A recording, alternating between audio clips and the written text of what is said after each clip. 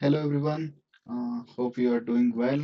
So in our PKI series today we are going to learn about what is encryption, what is the need of encryption, what are the uses of encryption, what are the use cases of encryption. So let's see what is the encryption now. Yes, first we'll go with the conventional definition. Okay, so it is a process in which we make your data secure while the data is in use or transit or stored to keep it private.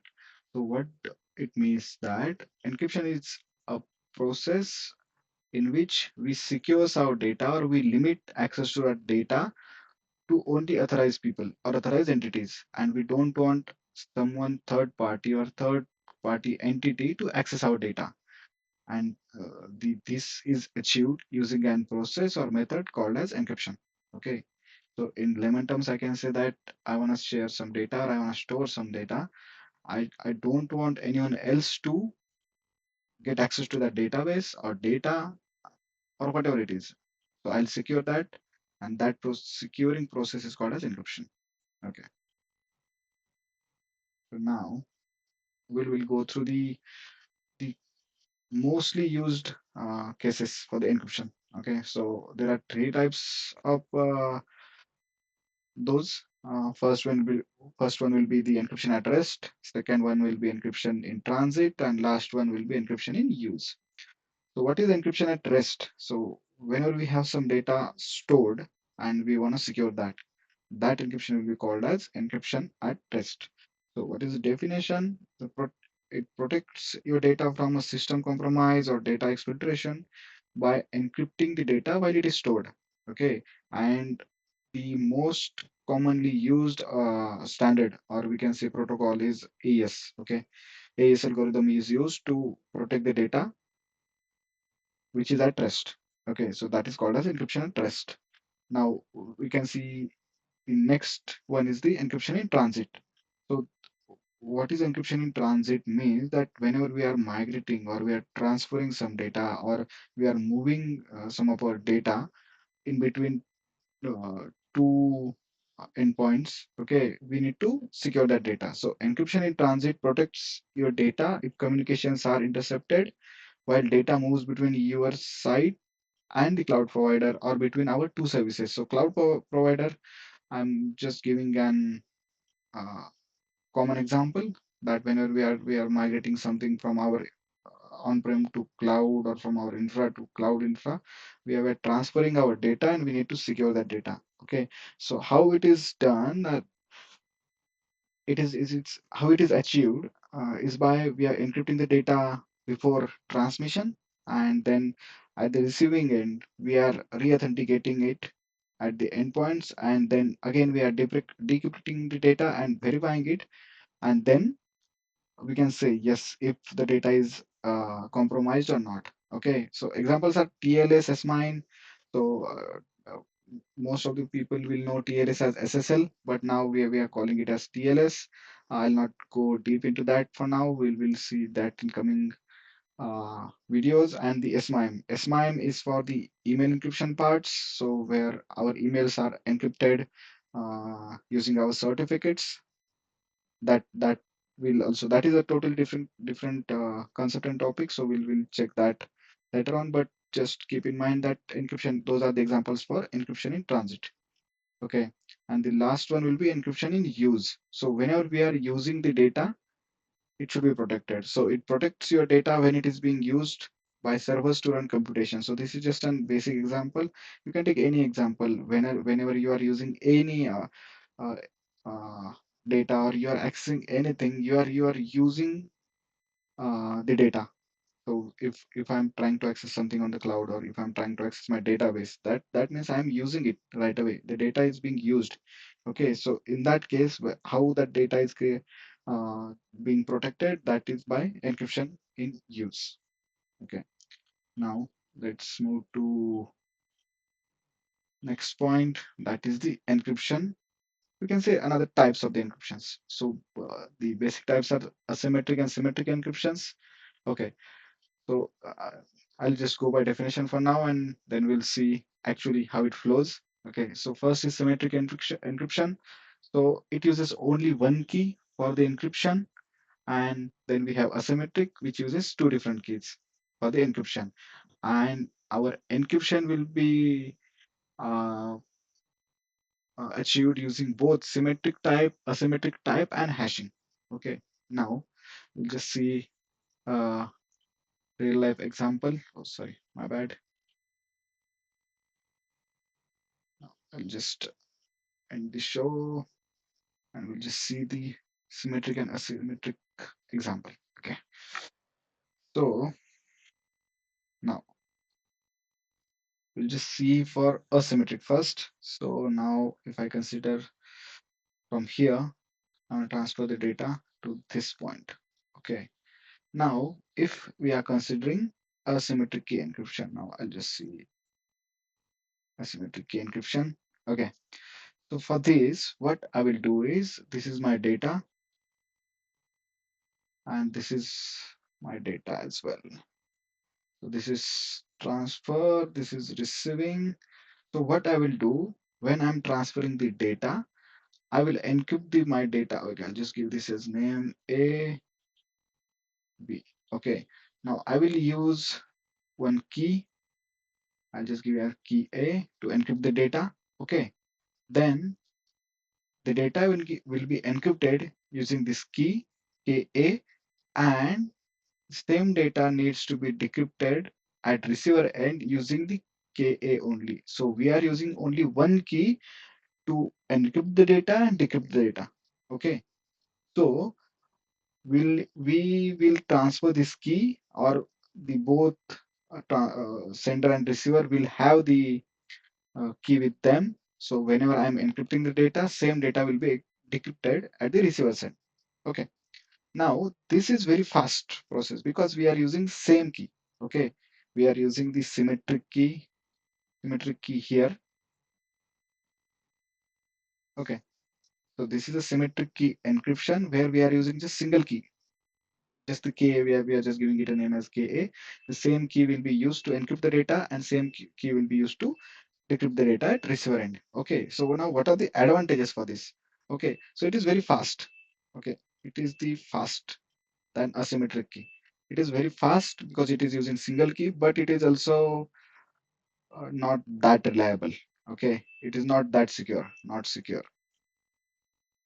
It is not secure as other types of encryptions. Okay, this is used for encryption, but it is used with asymmetric key. So how it is done, I'll move to that.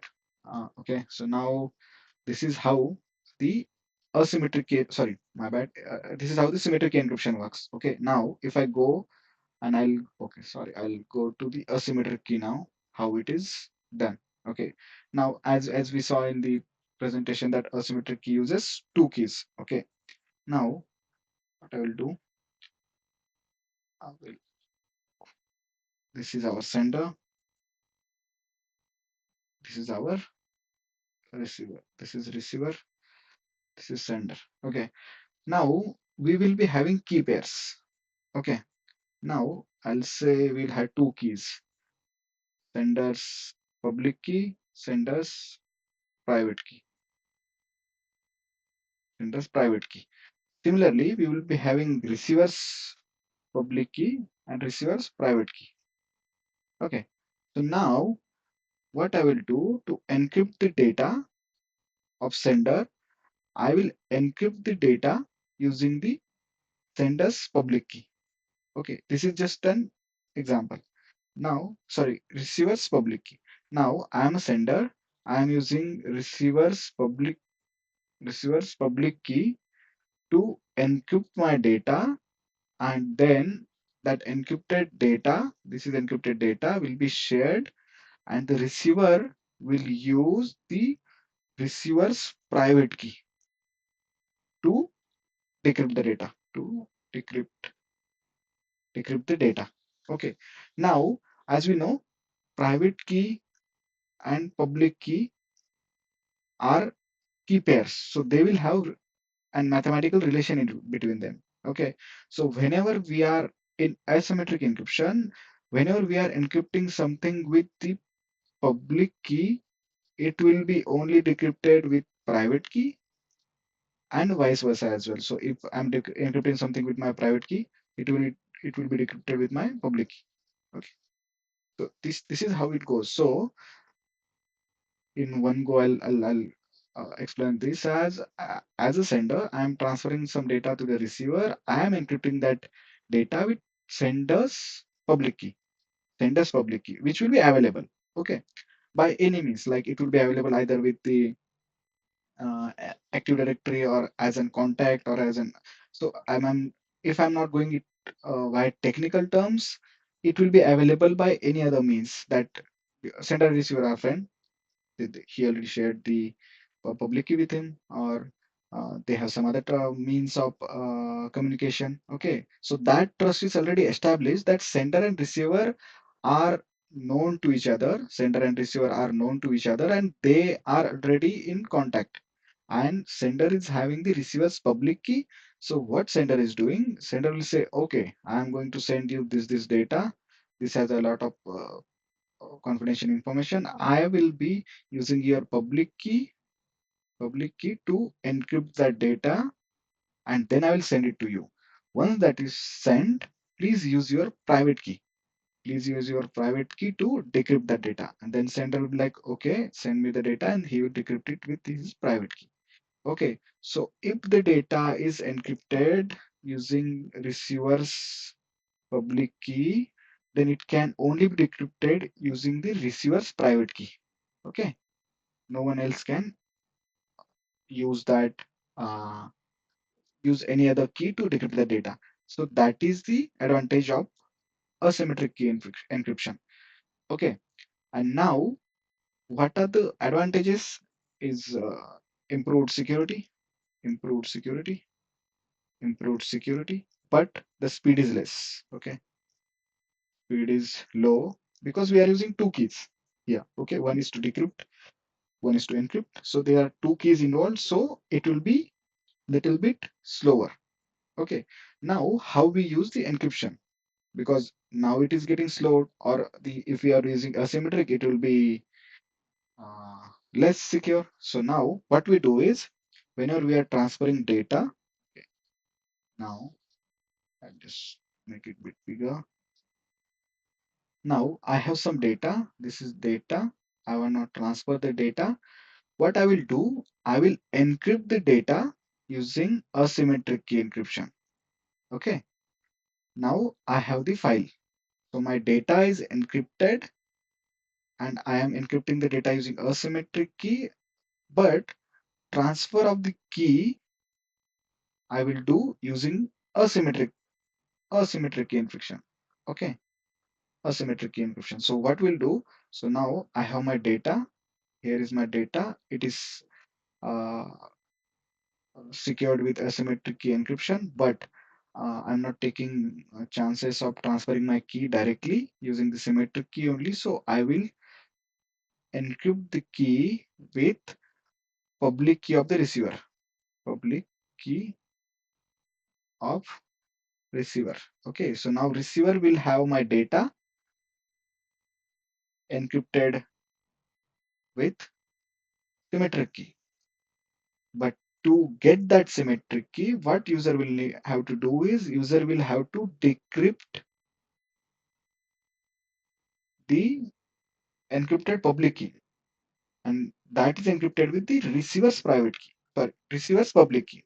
Okay, so receiver's public key is used to encrypt the symmetric key.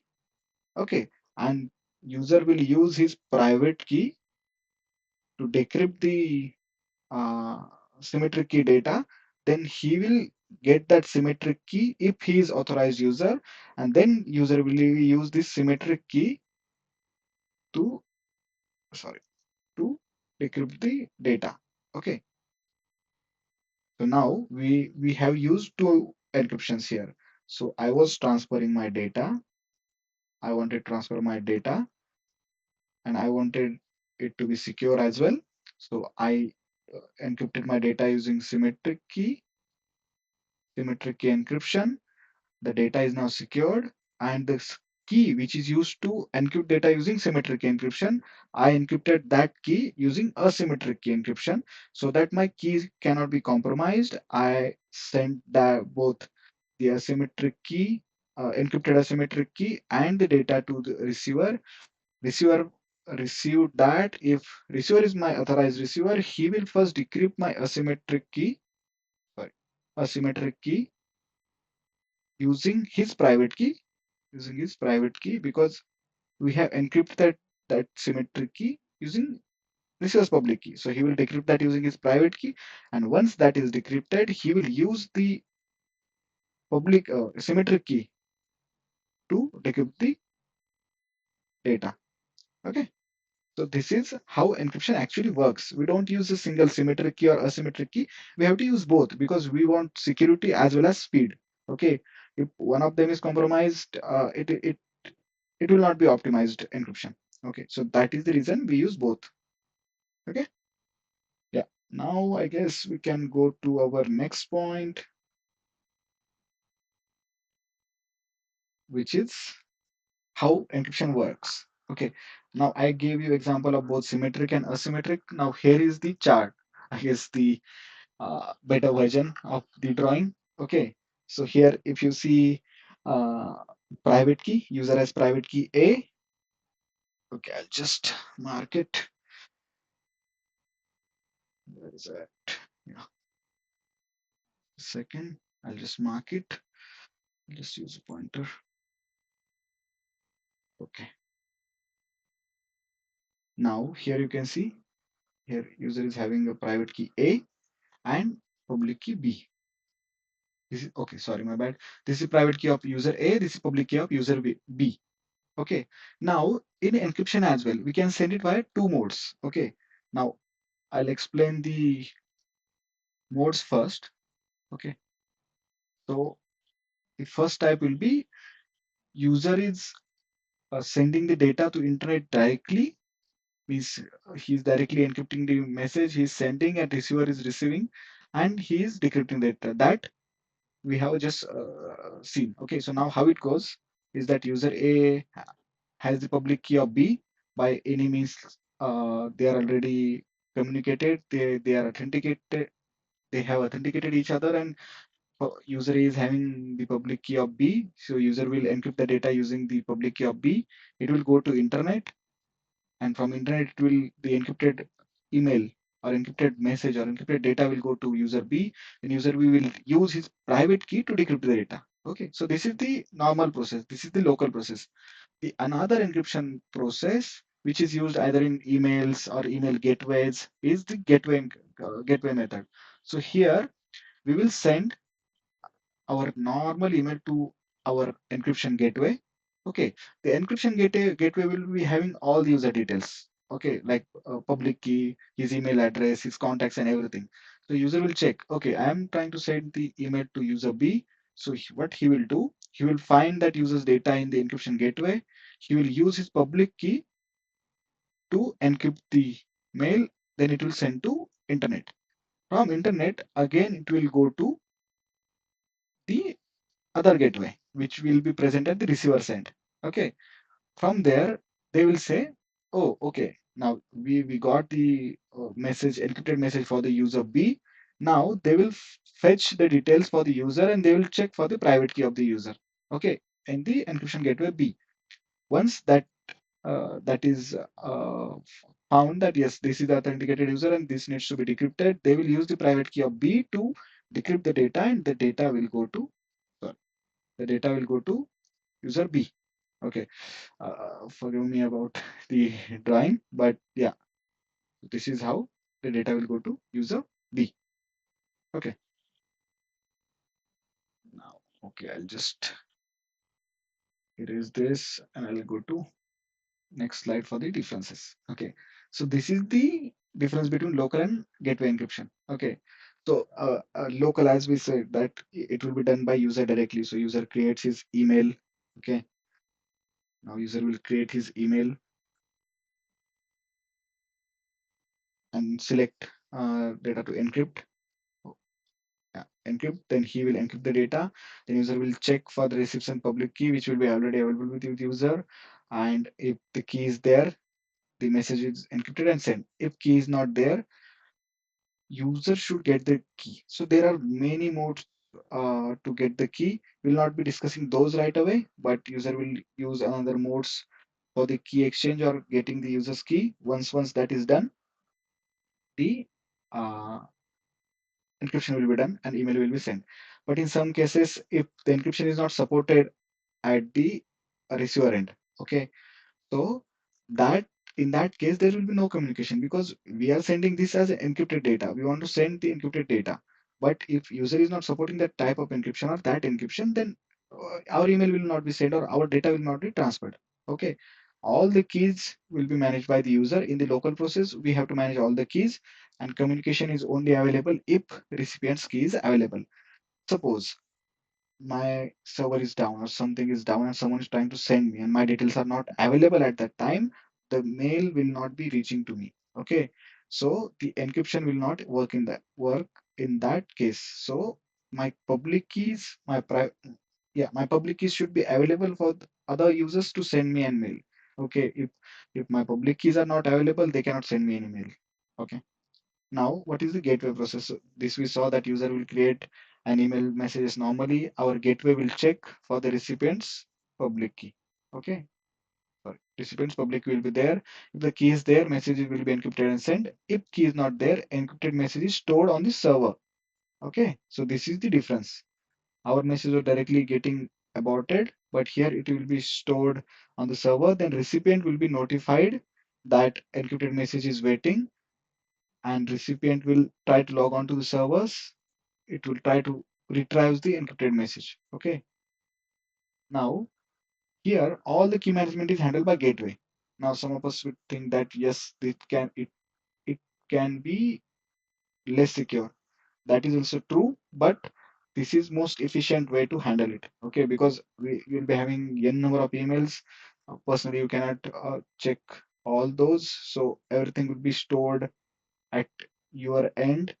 Okay, so handling the encrypted data with the gateways is also a better option.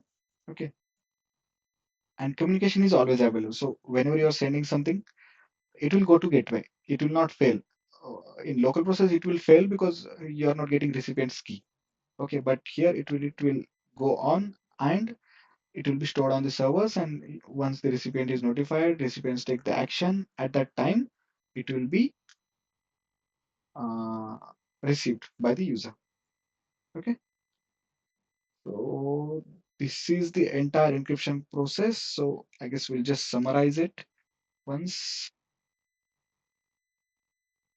Okay. So we have two keys. One is private key. One is public key. Public key will be available for uh, other users, but the private key will not be available for other users. It should be what we say secured with the owner of that key. And we have two types of encryptions, asymmetric type which uses two keys, symmetric type which uses only one key. Asymmetric type is bit slower but secure. This one is faster but not secure. Not secure. Okay. And in in encryption, we use both. So to secure the data, we will use symmetric key to secure data, and the symmetric key will be encrypted using asymmetric. So we will achieve both speed because we are using a symmetric key, and we will achieve security because we will be using asymmetric. Okay, so this is the summary for encryption, and see you in the coming videos. I guess that's it for today. So thank you everyone. If you find this helpful, please let me know in the comments, and if you have any suggestions, please let me know so we can work on it. So thank you for today. Have a good day.